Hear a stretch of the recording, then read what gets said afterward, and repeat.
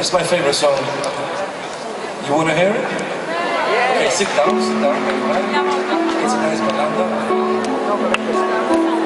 Just we put little Serbian heart inside.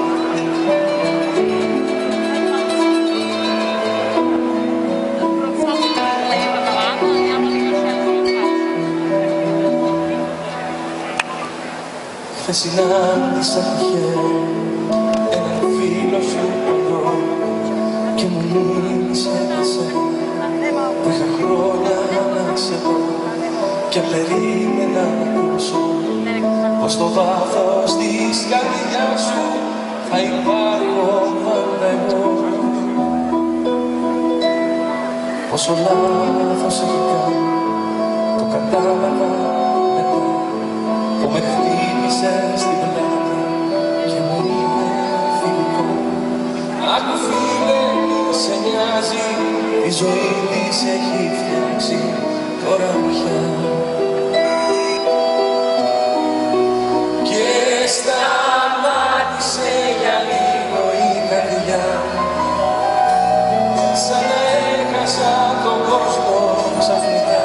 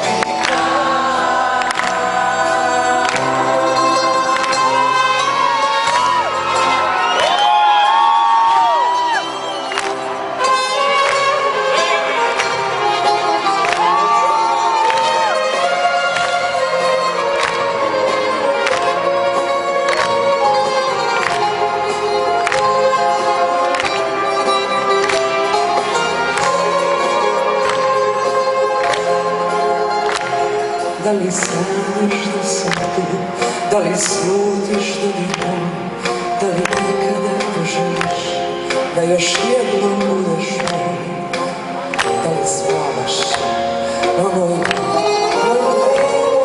strani postele, da li lažeš samom sebe, ko što sebe želim, da li ne daš da izglede slike naših godina.